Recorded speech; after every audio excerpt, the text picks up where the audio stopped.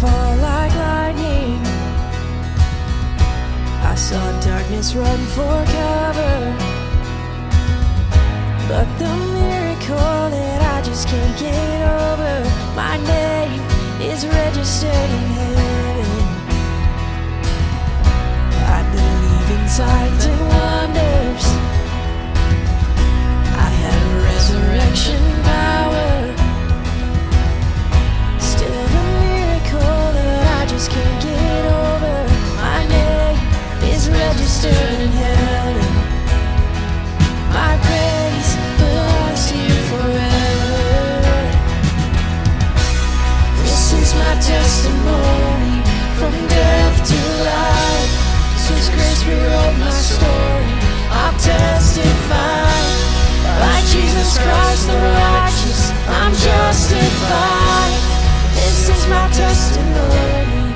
This is my testimony.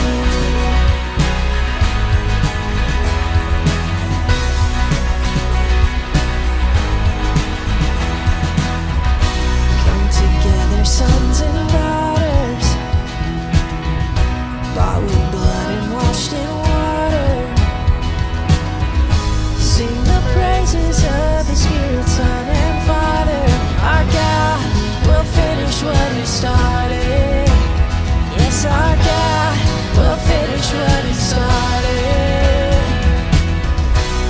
This is my testimony, from death to life. His grace rewrote my story. I'll testify. By Jesus Christ the righteous, I'm justified. This is my testimony. This is my testimony.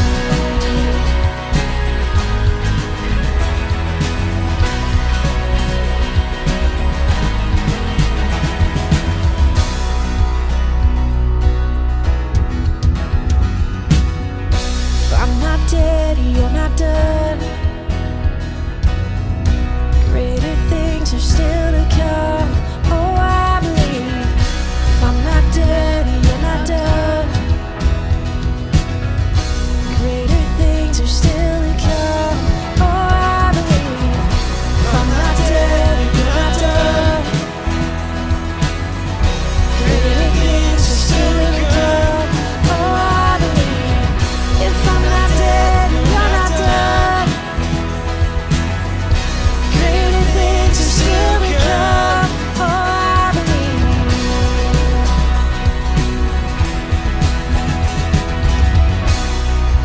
my testimony, from death to life.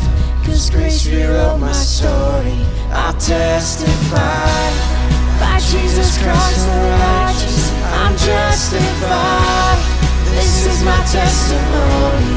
Oh, I'm alive. This is my testimony, from death to life. 'Cause grace rewrote my story. I'll testify. By Jesus Christ the righteous, I'm justified. This is my testimony. This is my testimony.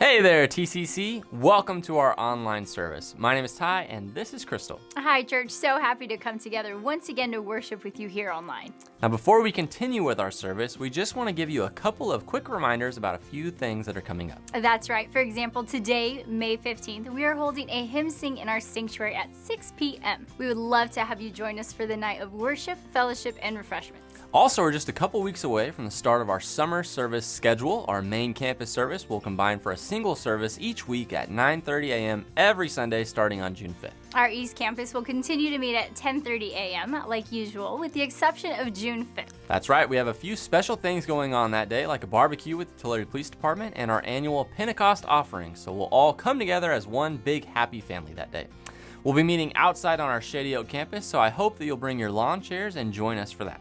And speaking of our Pentecost offering, we encourage you to prayerfully consider how the Lord would have you participate this year. Our goal for 2022 is $120,000, and that goes to support our church planting ministry that is such a huge part of who we are at TCC. Yeah, you can give starting anytime now through all of the usual ways, online through our website, or by mailing in a check with a memo indicating Pentecost offering. All the specifics regarding that Sunday and the summer service schedule are in the TCC Weekly. That's also where you can find out the full list of upcoming events and details about what's happening at and through Tulare Community Church. We are so glad that you have joined us here online today. If this is your first time tuning in and would like to get connected or find out more about life in ministry, please fill out a connect form on our website or get in touch with our office this week. We would love to meet you. Yeah, we're all individually and collectively a testament to the loving grace and faithfulness of God. We have so much to be thankful for. Regardless of the season that we're in or the circumstances surrounding right now, we have reason to sing because every one of us is a child of God and so loved. We are chosen, not forsaken, and our God is for us. So let's join together now and proclaim that truth today. Take it away, team.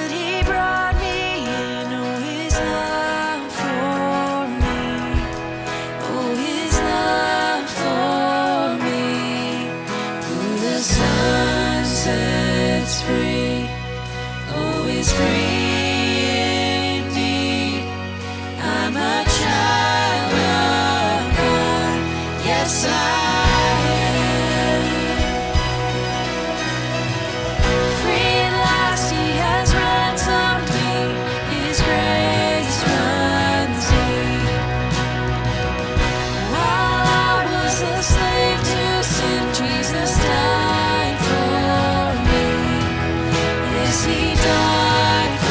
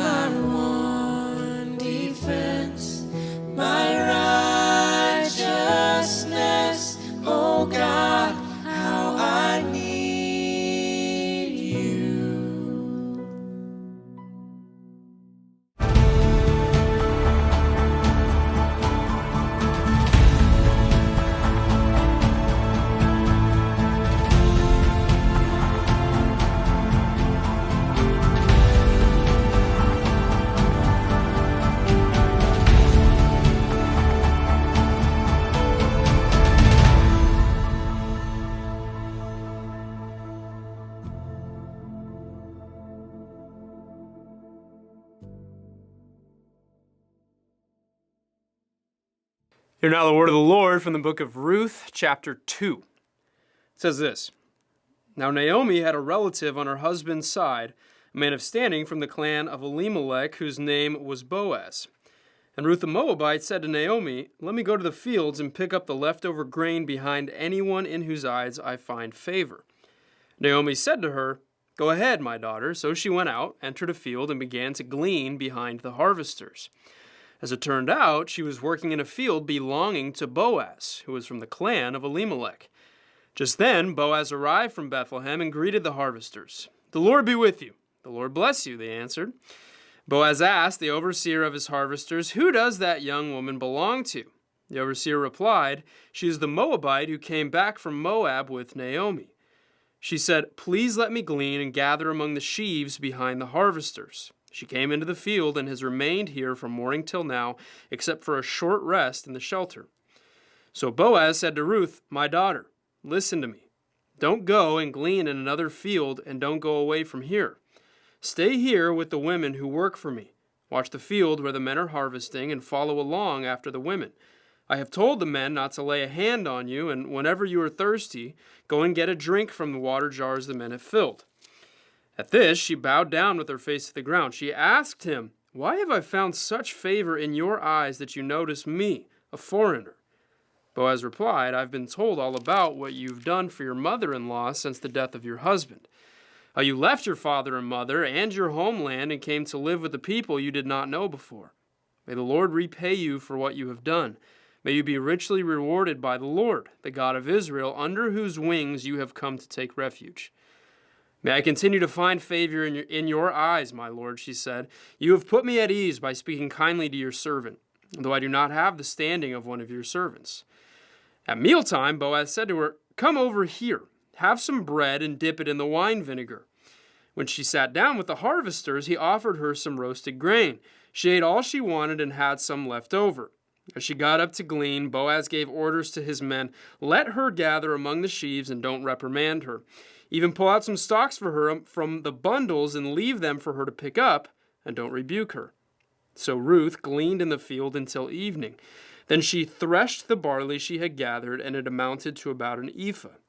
She carried it back to town, and her mother-in-law saw how much she had gathered. Ruth also brought out and gave her what she had left over after she had eaten enough. Her mother-in-law asked her, Where did you glean today? Where did you work? Blessed be the man who took notice of you. Then Ruth told her mother-in-law about the one at whose place she had been working. The name of the man I worked with today is Boaz, she said. The Lord bless him, Naomi said to her daughter-in-law. He has not stopped showing his kindness to the living and the dead. She added, That man is our close relative. He is one of our guardian redeemers. Then Ruth the Moabite said, He even said to me, Stay with my workers until they finish harvesting all my grain. Naomi said to Ruth, her daughter-in-law, It will be good for you, my daughter, to go with the women who work for him, because in someone else's field you might be harmed. So Ruth stayed close to the women of Boaz to glean until the barley and wheat harvests were finished, and she lived with her mother-in-law. Friends, it's the word of the Lord. We say thanks be to God. Hey, the Lord be with you, Tulare Community Church. My name is Ryan. I'm one of the pastors here at TCC. We are in the second week of our 4-week series, diving into this rich little book of Ruth. Pastor Steve kicked us off last week as we looked at the beginning of the story that was marked by tragedy. Famine forced Naomi, her husband Elimelech, and their sons Mahlon and Chilion out of their native Bethlehem and into the foreign land of Moab. Naomi's husband dies, her 2 sons marry Moabite women, Ruth and Orpah, and then Naomi's sons die, leaving Naomi, Ruth, and Orpah widowed without an heir to the family line. They're destitute. Naomi knows she needs to return to Bethlehem since she has no family in Moab, so she tries to say goodbye to her daughters-in-law. But Ruth refuses to leave her side. So Naomi and Ruth travel together to Bethlehem. There's so much that happens in that first chapter, and being comfortable with the context is crucial to immerse ourselves with the second. What we see in Ruth 2 are beautiful examples of God's redemptive intentions for his people. We're going to break that down into 3 parts. The first part is that God redeems the outcast, God redeems his people through his people, and God redeems the world.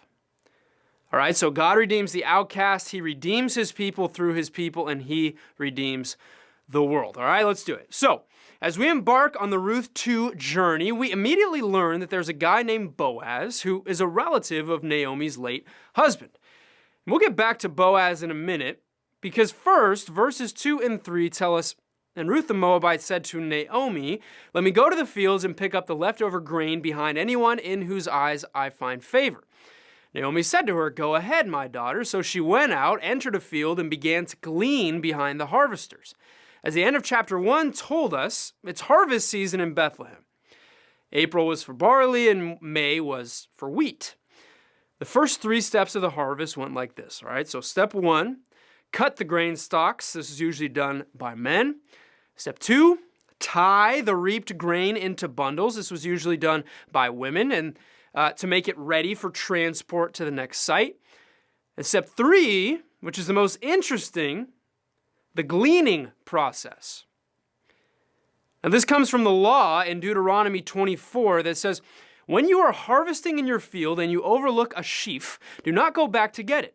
Leave it for the foreigner, the fatherless, and the widow, so that the Lord your God may bless you in all the work of your hands.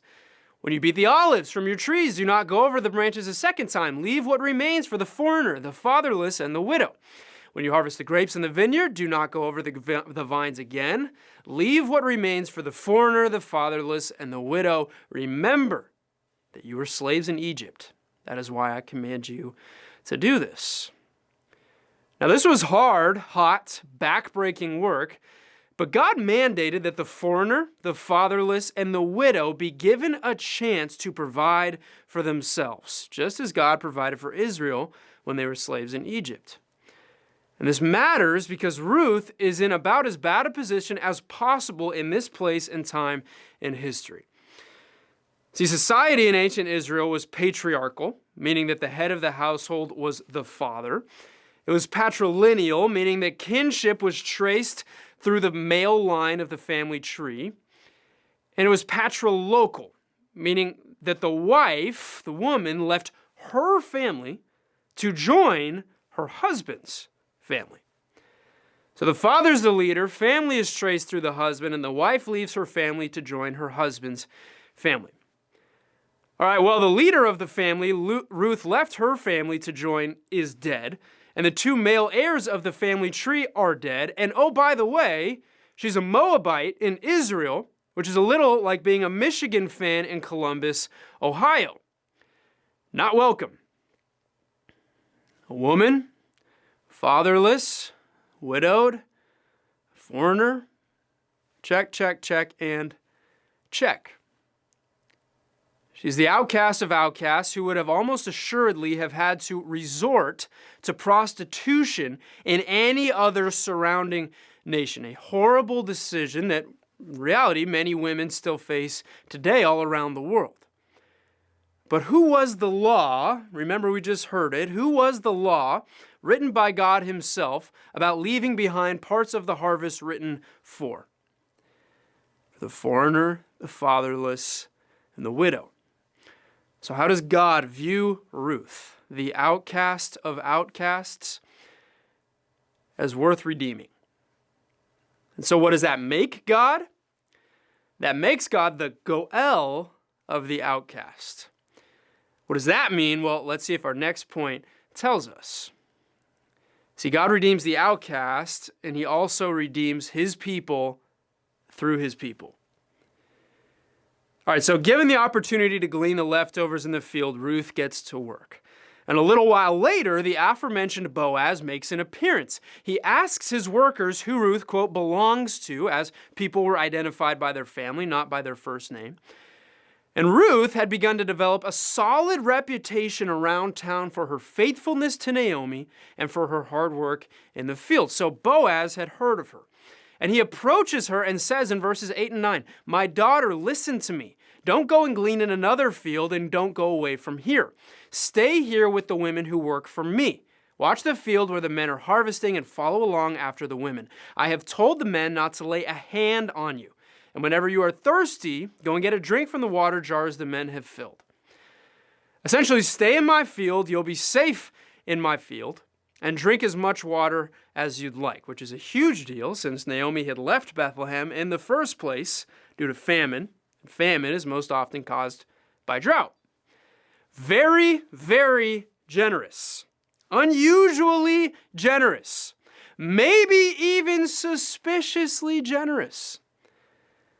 Later on, he offers Ruth as much food as she'd like, orders his men to not only let her be, but even to leave stalks they've already harvested lying on the ground so she has even more opportunity to glean from the harvest.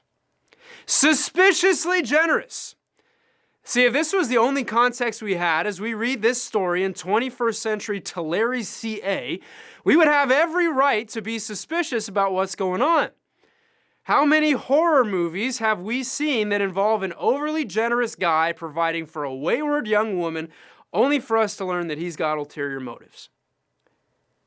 But we learn what's going on when Ruth heads back home to Naomi carrying between 20 and 30 pounds of barley.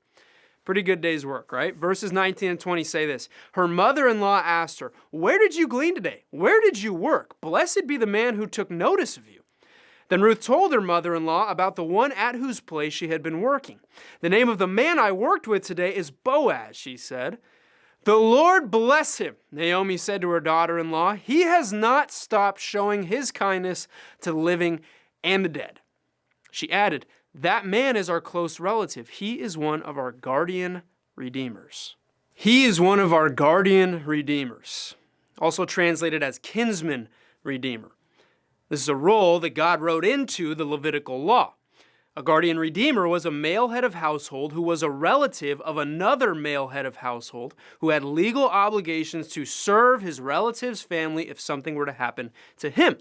And in this case, we know that Boaz was a relative of Naomi's late husband Elimelech, so Boaz is a guardian redeemer of Naomi and Ruth.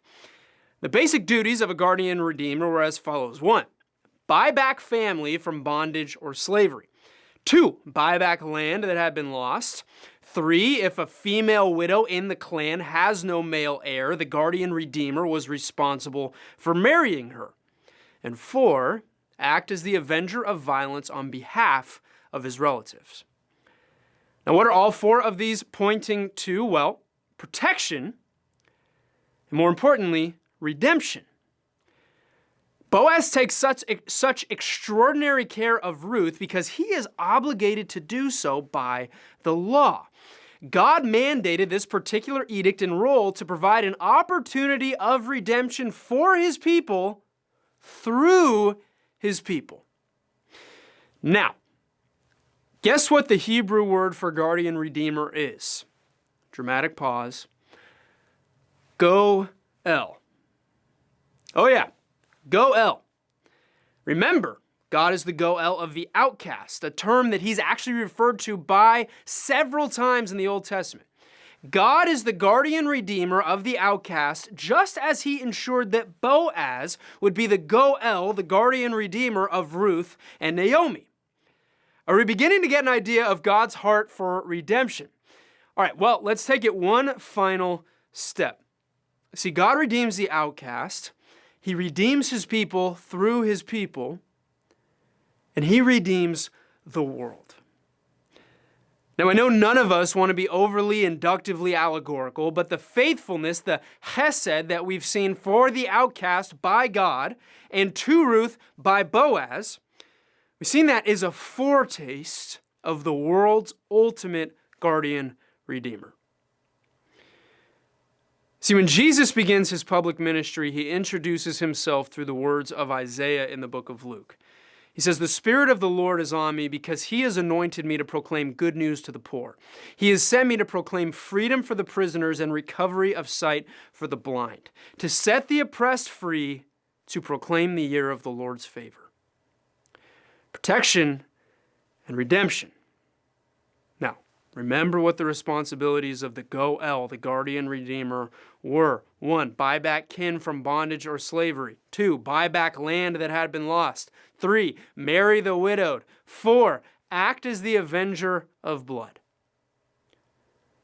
Well, Jesus has freed his kin from bondage and slavery to sin. Jesus has reclaimed an inheritance for his people. Jesus is the bridegroom of his once desperate and destitute bride, all of us. And Jesus avenges those who have been persecuted, mistreated, and abused. Through the blood of Christ shed on the cross, Christians are not only protected from hell and the righteous wrath of God, but through the blood Christ shed on the cross, Christians are completely redeemed from their sin, not only in this life, but for all of eternity.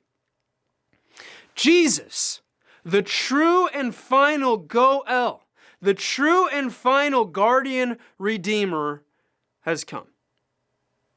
And while it cost God nothing, really, to redeem the outcast, and Boaz, though gracious, was obligated to redeem Ruth and Naomi by the law, the redemption of you and me and the redemption of the world cost Jesus everything, though he was under no obligation whatsoever. That's called grace. And it is offered freely to every broken, hurting, destitute sinner on planet Earth, even to you and even to me. The protection and redemption that we see God offer the outcast, that we see offered by Boaz to Ruth and Naomi, is offered to us all through Christ's death and resurrection forever. The true, final guardian redeemer has come, and he offers safety and forgiveness beyond our wildest dreams as we fall into his arms. All we have to do is let him catch us. See, God redeems the outcast, he redeems his people through his people, and he redeems the world. In the name of the Father, Son, and Holy Spirit, amen.